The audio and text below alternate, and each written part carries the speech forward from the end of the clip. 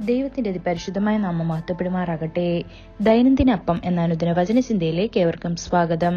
ഇന്ന് ദാഹിക്കുന്നു എന്ന വിഷയത്തെ ആസ്പദമാക്കി ചില കാര്യങ്ങളെ നമുക്ക് ചിന്തിക്കാം.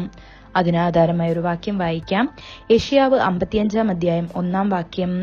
അല്ലയോ ദാഹിക്കുന്ന ഏവരും ദിവ്യാഗ്രഹം ഇല്ലാത്തവരുമായുള്ളോരെ, വെള്ളത്തിന് വരുവേൻ, വന്നു വാങ്ങി തിന്നുവേൻ. നിങ്ങൾ വന്ന് ദ്രവ്യവും വിലയും കൂടാതെ വീഞ്ഞും പാലും വാങ്ങിക്കൊള്ളുവേൻ. നമ്മുടെ ആത്മീയ ജീവിതത്തിൽ കർത്താവിന് വേണ്ടി വിശപ്പും ദാഹവും ഉണ്ടായിരിക്കേണ്ടത് അത്യാവശ്യമാണ്. നാം അവനെ അന്വേഷിക്കുമ്പോൾ നാം നിസ്സാരരോ അർദ്ധമനസ്കരോ ആകരുത്. മറിച്ച് നമ്മുടെ ഹൃദയത്തിന്റെ ആഴങ്ങളിൽ നിന്നുള്ള ആഴമായ വിശപ്പും ദാഹവും കൊണ്ട് അവനെ അന്വേഷിക്കണം. നിങ്ങൾ എന്നെ അന്വേഷിക്കുകയും പൂർണ്ണ ഹൃദയത്തോടെ എന്നെ അന്വേഷിക്കുമ്പോൾ എന്നെ കണ്ടെത്തുകയും ചെയ്യും എന്ന് അവൻ വാഗ്ദാനം ചെയ്തിട്ടില്ലേ?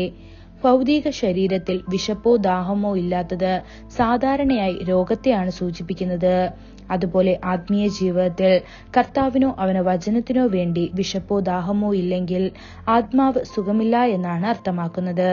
ഇന്ന് ലോകത്തിലെ ആളുകൾ ഒരിക്കലും യഥാർത്ഥത്തിൽ തൃപ്തിപ്പെടുത്താൻ കഴിയാത്ത ക്ഷണികമായ സുഖങ്ങളുടെ പിന്നാലെ ഓടുന്നു. ലോകത്തിലെ ആകർഷണങ്ങൾ ഒരു മരീചിക പോലെയാണ്. ദൂരെ നിന്ന് അവ വെള്ളം പോലെ കാണപ്പെടുന്നു, പക്ഷേ അവ യഥാർത്ഥമല്ല. ഒരിക്കലും ദാഹം ശമിപ്പിക്കാൻ കഴിയുകയില്ല. അതുകൊണ്ടാണ് കർത്താവ് പറയുന്നത്, അപ്പമല്ലാത്തതിന് നിങ്ങൾ പണം ചെലവഴിക്കുന്നതും തൃപ്തിപ്പെടാത്തതിന് നിങ്ങളുടെ വേതനം ചെലവഴിക്കുന്നതും എന്തിനാണ്? ഞാൻ പറയുന്നത് ശ്രദ്ധയോടെ കേട്ട് നല്ലത് ഭക്ഷിക്കുക, നിങ്ങളുടെ ആത്മാവ് സമൃദ്ധമായി ആനന്ദിക്കട്ടെ എന്ന്.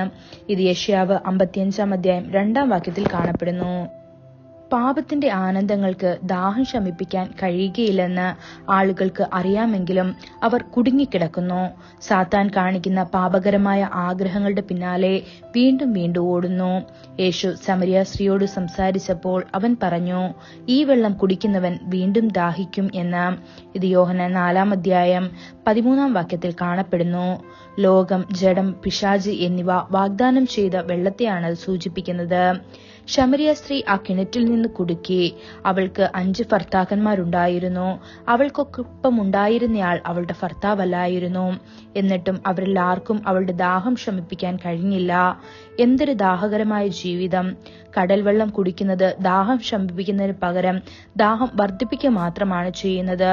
കടലിൽ വീണ് അതിലെ വെള്ളം കുടിച്ച നിരവധി നാവികർ അത് കാരണം മരണപ്പെടുകയും ചെയ്തു. ധനവാനെയും ലാസറിനെയും കുറിച്ച് വായിക്കുമ്പോൾ പാതാളത്തിൽ പോലും ധനവാന്റെ ദാഹം ശമിച്ചില്ലെന്ന് നമുക്ക് കാണാൻ കഴിയും. അവൻ ഒരു തുള്ളി വെള്ളത്തിനായി മാത്രം കൊതിച്ചു. ലോകത്തിലെ കിണറുകളിലെ വെള്ളം കുടിക്കുന്നവർ തീർച്ചയായും വീണ്ടും ദാഹിക്കും. അത് ഒരിക്കലും ശമിപ്പിക്കാൻ കഴിയാത്ത ഒരു നിത്യദാഹമായ അഗ്നിജ്വാലകളിലെ ദാഹമാണ്. ദൈവമക്കളെ, ജീവജലത്തിന്റെ ഉറവായ ക്രിസ്തുവിന്റെ അടുക്കൽ വരൂ. അവന് മാത്രമേ നിങ്ങളുടെ ദാഹം ശമിപ്പിക്കാൻ കഴിയൂ. അവൻ ജീവജല നദി നിങ്ങളിലേക്ക് ഒഴുകാൻ കൽപ്പിക്കും. ഈ വചനങ്ങളാൽ ദൈവം നമ്മെ ഓരോരുത്തരെയും അനുഗ്രഹിക്കുമാറാകട്ടെ. കൂടുതൽ ധ്യാനത്തിനുള്ള വാക്യം വെളിപ്പാട് 22 അധ്യായം 1 വാക്യം. വീതിയുടെ നടുവിൽ ദൈവത്തിന്റെയും കുഞ്ഞാടിന്റെയും സിംഹാസനത്തിൽ നിന്ന് പുറപ്പെടുന്നതായി പളുങ്കുപോലെ ശുഭ്രമായ ജീവജല നദിയും അവൻ എന്നെ കാണിച്ചു. ഇന്നത്തെ ബൈബിൾ വായന രാവിലെ യെശയ്യാവ് 3-4 അധ്യായങ്ങൾ, വൈകുന്നേരം ഗലാത്യർ 6 അധ്യായം. ആമേൻ.